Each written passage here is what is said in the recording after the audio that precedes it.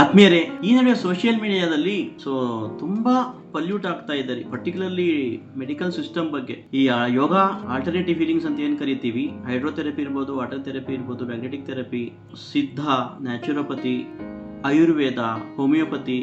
ಇದಕ್ಕೆ ಸಂಬಂಧಪಟ್ಟವರೆಲ್ಲಾನು ಕೆಲವರು, ಎಲ್ಲರೂ ಅಂತಲ್ಲ ಕೆಲವರು, ಮೆಡಿಸಿನ್ ಸ್ಟಾಪ್ ಮಾಡಿಬಿಡಿ 2-3 ದಿನದಲ್ಲಿ ಅಂತ ಅಡ್ವರ್ಟೈಸ್ಮೆಂಟ್ ಕೊಡ್ತಾ ಇದ್ದಾರೆ ನೋಡಿ.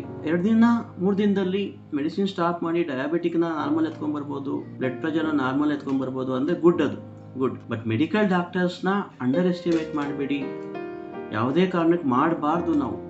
ಎಲ್ಲ ತುಂಬಾ ಕಷ್ಟಪಟ್ಟು ಬಂದಿರ್ತಾರೆ. ನೀವು ಎಮರ್ಜೆನ್ಸಿ ಅಂದ್ರೆ ಹಾಸ್ಪಿಟಲ್ಸ್ಗೆ ಹೋಗೋದು ಒಂದು. ಎರಡನೇದು, ನೀವು ಅಷ್ಟೇನೆ.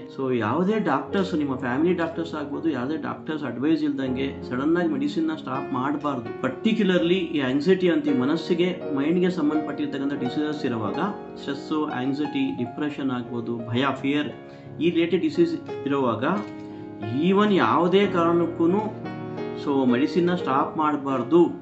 ಈವನ್ ಮೆಡಿಕಲ್ ಡಾಕ್ಟರ್ಸ್ ಕೂಡ ಸ್ಟಾಪ್ ಮಾಡಿ ಅಂತ ಹೇಳೋದಿಲ್ಲ. ಕೆಲವೊಂದು ಕಾಯಿಲೆಗಳಿಗೆ ಲೈಫ್ ಟೈಮ್ ಎತ್ಕೋಬೇಕಾಗುತ್ತೆ. ಅದನ್ನು ಡೋಸೇಜ್ ಕಡಿಮೆ ಮಾಡಿಕೊಂಡು ಯೋಗ, ಧ್ಯಾನ, ಪ್ರಾಣಾಯಾಮ, ವಾಕಿಂಗು, ನಿಮ್ಗೆ ಏನು ಬೇಕೋ ಅದು ಮಾಡಿಕೊಂಡು ಚೆನ್ನಾಗಿರಿ.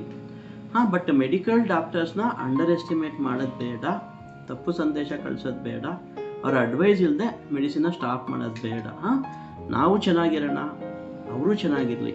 ಇಬ್ಬರು ಮೆಡಿಸಿನ್ನು ಪ್ಲಸ್ ಕಾಂಪ್ಲಿಮೆಂಟರಿ ಥೆರಪಿ ಅಥವಾ ಆಲ್ಟರ್ನೇಟಿವ್ ಥೆರಪಿ ಎರಡು ಜೊತೆಗೆ ಕರ್ಕೊಂಡು ಹೋಗೋದು ಬೆಸ್ಟ್ ಅನ್ನಿಸ್ತಾ ಇದೆ. ಯೋಚನೆ ಮಾಡಿ ಎಲ್ರಿಗೂ ಒಳ್ಳೆಯದಾಗಲಿ. Thank you so much.